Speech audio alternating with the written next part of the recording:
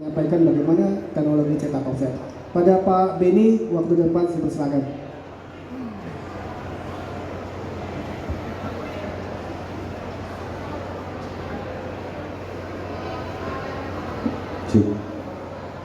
Assalamualaikum warahmatullahi wabarakatuh. Selamat pagi Bapak 2, Ibu 2, Bapak-bapak, Ibu-ibu. Perkenalkan, nama saya Beni Mulya. Saya lebih dikenal dengan praktisi digital. Oke. Di sini saya lihat pada pemain kawakan semua nih, pemain offset kelihatannya. Ada yang bermain di area digital nggak? Masnya main nggak? Enggak ya? Mengikut Pak Iwan ya? Iya, sayang sekali nih. Saya mau tes mengenai pengetahuan tentang digitalnya. Jadi saya kelihatannya di sini orang-orang senior semua, jadi saya perlu banyak nimba ilmu nih. Nah, saya pengen tahu Pak Clay, untuk offset sendiri, speed secara umum per jam itu bisa mendapatkan berapa output atau per menit itu berapa kira-kira? Misalnya let's say 1 jam itu bisa 50.000 sheet. Kalau web ya. Untuk offset. Web. Untuk web oke, segitu ya. Kalau sheet 20 ke bawah. Ada mungkin. Jadi saya pengen tahu datanya dulu Pak Clay. Berbicara tentang kita nextnya ke digital comparingnya, jadi supaya enak. Untuk offset sendiri per menit itu kira-kira berapa meter output yang bisa dihasilkan? Mesin web offset itu kalau dihitung per menit, mudah-mudahan saya nggak salah, angkanya itu bisa di 200-an meter Per menit. Wow. Tapi yang hitungan meter kan yang web. 200 Ya, meter per menit. Itu ya? untuk mesin web yang cepat. Oke. Tetapi mesin web itu sekarang sudah makin tidak populer karena itu biasanya cetak yang high volume. Oke. Ya, kalau Bapak mau cerita tentang grafur itu bisa di 500-600 meter Oke. sampai 700 meter per menit pun ada. Berarti digital belum sampai arah sana. Poinnya ke situ. Mungkin masih jauh. Ya, makanya saya akan cerita. Berarti datanya itu saya dapat untuk digital sendiri. Saya mengembangkan pribadi. Kemarin juga mungkin teman-teman media juga ke Heidelberg ya, kayak Pak Hendra, Pak Ade, Pak Usman. Itu dia punya produk namanya Galus One, Pak Clay. Galus One itu dia sebetulnya galau akan teknologi, artinya dia harus mengikuti zaman secara teknologi, tapi secara mekanikal mereka udah siap. Mekanikal secara struktural segala macam mereka udah siap. Tapi mereka sebetulnya tinggal shifting antara kepala cetaknya mereka menjadi printhead. Nah, di sini saya akan kasih tahu ada 5 poin yang saya mau kasih tahu. Itu pertama adalah apa sih teknologi single pass. Yang kedua, kenapa kita mesti lari ke single pass. Yang ketiga adalah aplikasi apa yang bisa dihasilkan oleh mesin-mesin single pass. Yang keempat, kapan saatnya investasi di single pass. Yang kelima ya adalah conclusion saya. Jadi saya pertama ingin mengenalkan teknologi single pass itu adalah dia adalah printer yang bentuknya mempunyai head yang statik. Jadi kalau yang kita lihat di dalam-dalam itu adalah multipass atau mereka bilang scan system atau apalah, ibaratnya printheadnya itu bergerak antara dari kiri ke kanan. Jadi kalau bedanya single pass, dia menggunakan printhead yang stay atau static, jadi diam. Nah, ini dikembangkan juga oleh saya juga pribadi. Tetapi speed yang kemarin saya dapat Pak Clay, data Galus One hanya mencapai maksimal itu 70 meter per menit. Sedangkan mesin saya hanya 20 meter per menit. Jadi kalau misalnya tadi Pak Clay sampai 200 meter per menit, kayaknya belum bisa mencapai ke arah sana gitu. Tapi at least, nah kegunaan untuk single pass ini lebih tepatnya adalah untuk short run. Tadi Pak Hendra bilang short run itu karena pekerjaan suatu perusahaan itu pekerjaannya banyak, tapi banyak variasinya. Katakanlah let's say gitu, 1000, tapi desainnya itu cuma 200. Nah, mesin apa yang tepat? Ya lari ke digital gitu. Karena kalau untuk long term atau jalan lamanya pasti ke offset. sekarang trennya adalah menggunakan ya cetak yang variasinya dikit. Saya bisa tunjukin data sih, tapi bisa gak di WA saya itu buka. Terus lagi, terus, oke. Nah ini bisa dibuka. Ya data yang bawah, diklik bisa. Bisa diperbesar. Nah, ini adalah variabel data aplikasi. Mungkin nggak kelihatan ya. Jadi single pass itu pertama ini dia adalah Bapak lihat secara data kayak ibaratnya barcode segala macam, dia bisa masukin data segala macam, kertas security-nya di sini. Nah, kedua ini adalah cetak-cetak semacam kayak farmasi, kotak-kotak box kemasan kayak gitu. Ketiga, dia bisa membuat plat seri number mobil. Kelima, dia bermain di industrial untuk kayak KA, paspor, terus juga kartu nusuk. Waktu saya haji juga kayak ini kelihatannya dibikin oleh single pass. Yang keenam adalah industrial keramik atau wallpaper segala macam, itu bisa dilakukan oleh printer single pass. Jadi single pass itu sekarang menjadi tren. Poinnya adalah printer-printer yang saat sekarang ini ada, yang dikatakanlah multi scan atau bidirection atau apalah gitu, yang geraknya hanya ke kiri ke kanan. Nah, sebenarnya dengan teknologi single pass itu mereka menyatukan head-head tersebut menjadi array. Jadi satu kesatuan yang disatukan secara paralel.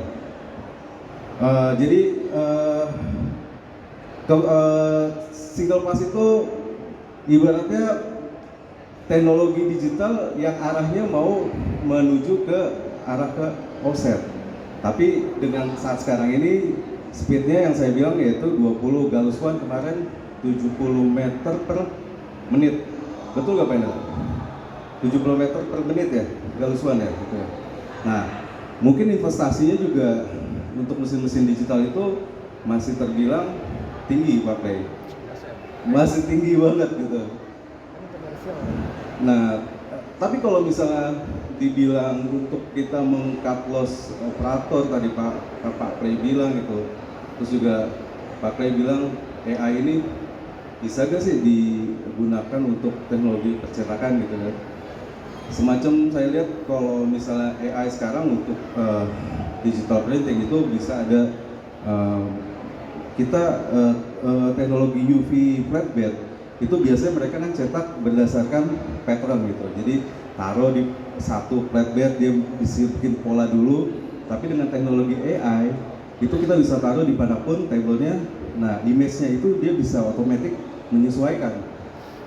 Nah, mungkin juga di percetakan mungkin ya, yang kalau tidak salah tuh dia bisa mungkin dari misregistrasi menjadi pas lagi, mungkin ada teknologi semacam algoritma yang dibuat AI supaya terus match antara layer 1, 2, 3, 4 itu CMYK-nya.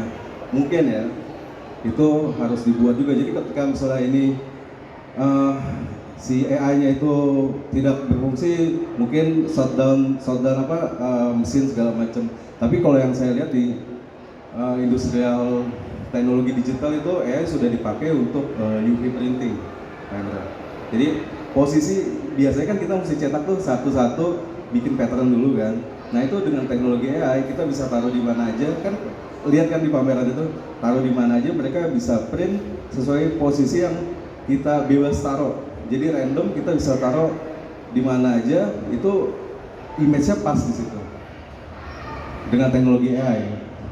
Nah, berbicara balik ke single pass, kenapa single pass ini saya sudah riset dari 2 tahun belakangan lah untuk teknologi single pass ini. Memang sedikit tricky sih untuk mengedukasi bahwa teknologi ini akan masuk, dan ibaratnya mereka harus terima permasalahan, ibaratnya teknologi mereka harus buka pikiran bahwasanya ini ada suatu teknologi baru yang bukan menggantikan sih, ibaratnya harus ada pelengkap gitu. Sebelum lari ibaratnya menggantikan ya mereka harus punya pelengkap, tapi kedepannya adalah untuk cetakan yang lebih luas lagi, mungkin itu larinya ke single pass UV. Karena kalau untuk saat sekarang ini kayak yang di dalam itu yang Central SPS itu masih water base pigment, ada dyeing juga. Mereka mencetak semacam kayak corrugated, jadi kardus segala macam. Mungkin larinya ke flexo kali ya Pak, ke clay ya, untuk kardus itu. Nah itu dibikin secara digital dengan mesin berdasarkan print head. Tapi keuntungan mereka adalah mereka bisa mengganti tema dengan sangat mudahnya. Sekali mungkin dia bisa buat 2 atau 3 pieces bisa dilakukan oleh mesin itu. Sedangkan kalau mesin flexo atau ya ibaratnya offset, ya mereka mesti preparation awalnya tuh betul-betul plat segala macam. Nah dengan digital kita hanya koneksi dengan mesin ripping, dengan desain yang ada, kita langsung print jadi. Di sini konsep bisa di atas lagi nggak Mbak? Atas lagi? Nggak, ke bawah sorry. Ya konsep short run ini terjadi ibaratnya si operator itu bisa membuat berbagai desain, lalu bisa lempar ke mesin cetak single pass. Jadi preparation itu ibaratnya plat segala macam di cut loss di situ gitu. Sedangkan print head ini ya kalau untuk kita ngomong galusuan itu apa ya, mereka udah siap secara mechanical. Tapi memang kendalanya adalah mungkin high cost juga untuk tinta mungkin saya juga belum tahu datanya ya Pak Clay. Tinta yang mereka gunakan apakah masuk untuk global ataukah masih ke area produk eksklusif segala macam. Nah itu bisa gak menjadi mass production, itu juga masih saya pertanyakan. Nah ada video yang bisa saya tampilkan gak? Ini saya mau kasih tahu contoh mesin single pass ini. Nah kalau yang DAG MX1 bisa diputar bawah, mesin play. Nah ini adalah salah satu mesin buatan saya yang ada di Waduya. Jadi secara digital dia bisa jalan dan bisa beda file. Tapi kecepatan ini hanya yaitu hanya cuma 20 meter per menit. Tapi ini salah satu karya Indonesia. Nah, ada video yang coba bisa play. Nah, ini ada satu video, ini video teman saya, namanya Jerry, dia asal dari Cina. Nanti saya tanya kenapa negara Cina lebih banyak segala macam, saya mau tahu nih. Makanya kata Nabi Muhammad itu kita harus menuntut ke negeri Cina, makanya saya panggil orang Cina ya Pak. Nah ini mesinnya dia salah satunya Pak. Ini meternya berapa meter Jerry? Bisa kasih mic-nya deh. Tes. How long wait for this printer Jerry? This printer, the print width is Bisa di-play lagi Mbak? is 1.8 meters, 1.8 meter. and he have very fast speed. Okay. Yeah, this factory every day work about 12 hours. And, No, sound turn on. Okay, thank you. And every day he could make about let me say 50,000 meters every day. Okay. Yeah. How about the speed? Is 20 meter per minute or what in your machine? How about the speed? Running speed? The running speed 20 meter per minute? about about every hour 1,500 meters 1 hour. Wow. And every minute per minute about 40 50 meters. Okay.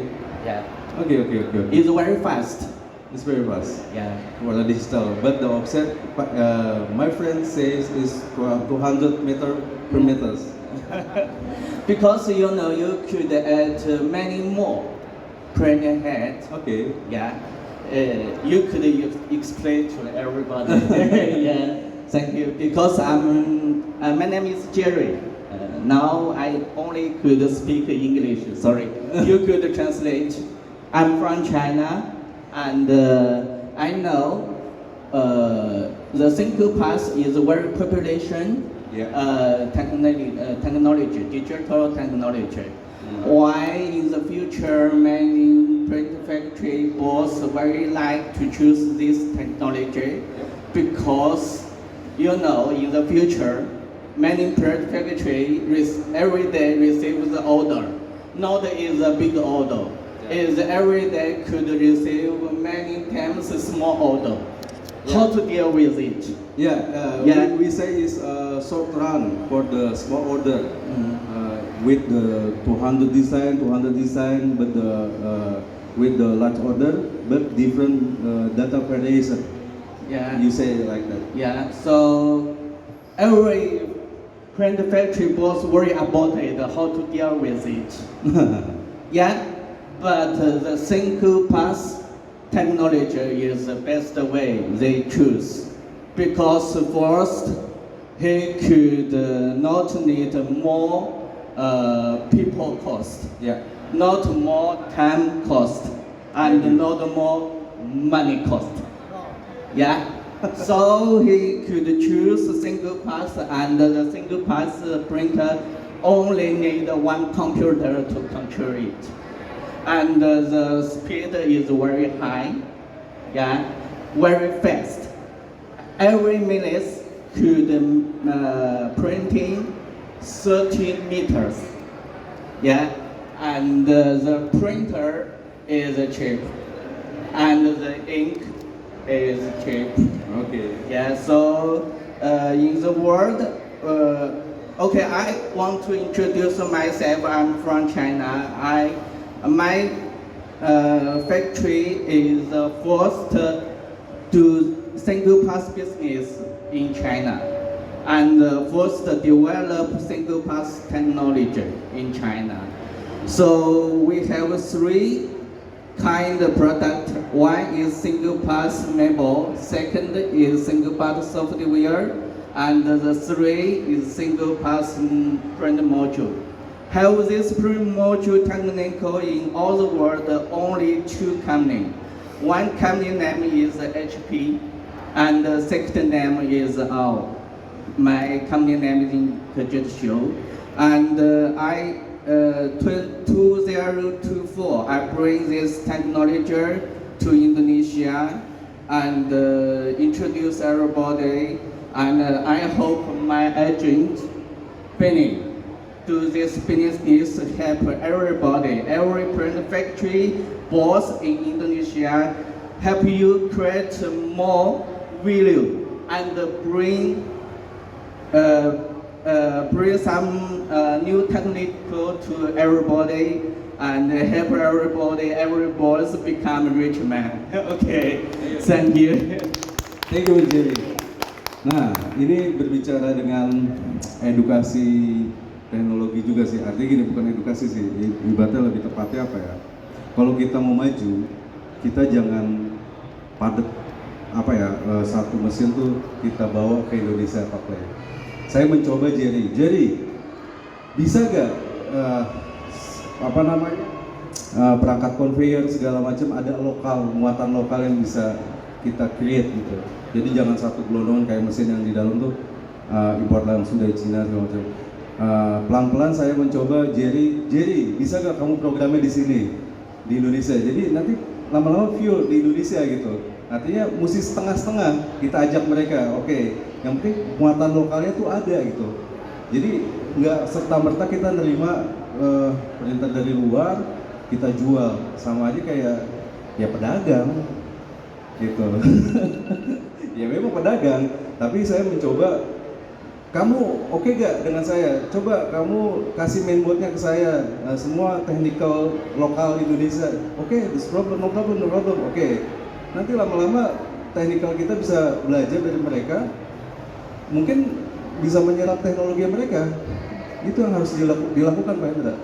Bukannya serta-merta mereka, oh ini ada mainan baru, ada mesin baru, ya udah jual segala macam gitu. Jadi itu yang saya lakukan gitu. Ya. Nah ini juga ada, bisa diklik ini Pak. Ada satu video lagi. Nah ini bisa di. Nah kita lihat kan mesin-mesin banner kan masih speednya lambat ya. Jadi kayak outdoor, kayak cetakan pilkada segala macam. Nah ini speed ini akan terjadi ke depannya nanti. Ini pasti akan terjadi. Bukannya cetakannya 1 meter, kayak let's say berapa ya? Ini hitungannya udah kayak laminasi. Ini mesin outdoor, indoor, outdoor ini akan terjadi dengan sistem single pass. Tapi kan kita bisa belum lihat kan di dunia cetak. Ya maksudnya pameran all print atau manapun belum pernah nemuin printer seperti ini. Tapi ini future. Ini adalah masa depan cetak untuk untuk digital large format. Ini yang akan terjadi.